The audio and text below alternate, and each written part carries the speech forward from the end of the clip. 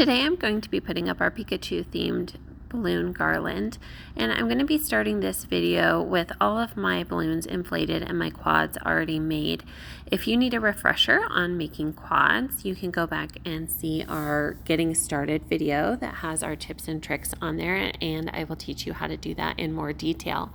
But for right now, I am starting out with a 260, and I am adding the balloons on one color at a time, starting with yellow, then blue, red, white, and black, and then repeating that one more time, tying on more 260 balloons as needed. You'll notice that we're going to have some 12-inch quads left over, and that's fine because I'm going to be doing a little bit different technique on this one where I add those in later with the 5-inch balloons. Once you've repeated the color pattern twice, let's go ahead and hang that on the wall. You can see that I already have my command strips set up with the 260s attached. I have two along the top, and then I ended up adding another one down closer to the floor, probably 18 inches off the floor to hold down that tail part. Now to add additional clusters, what I'm doing is taking one 5-inch quad and tying on a 260 to the middle of it, and then putting it on top of a 12-inch quad and tying those two together. This is one of the techniques that I use to make our little flower buds that I put on some of our more girly garlands, but I liked the dimension that it brought to this Pikachu one.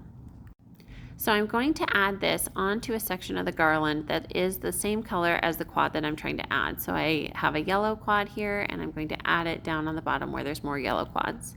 I follow the same process for the reds, which you can see here. I'm just attaching the 5-inch quad onto the 12-inch quad, looking for a red section in the main garland, and tying it on with the 260.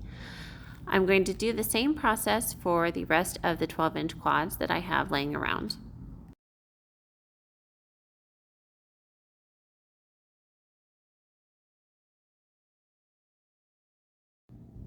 As an added touch, I've included 3 transparent Bobo balloons into this kit to add extra shine.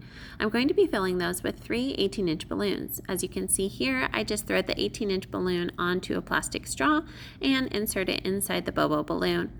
Then I put both of the balloons onto the inflator and inflate it to the perfect size. You're going to want to make sure that the seams are not showing anymore once it's fully inflated.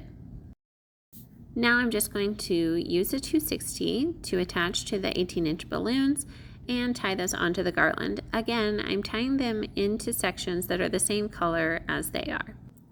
Now for the lightning bolt effect, I've included 3 gold star point foils here that you're going to inflate with the handheld pump. Make sure that you lift up on the transparent tab and insert the pump without going through the back of the foil. Then use some scotch tape to close over the foil. Then use a 260 to attach to the tail of the foil, and that's how we're going to put it into our garland. I like to spread out the 3 lightning bolts into different parts of the garland, making sure that they point out at different angles.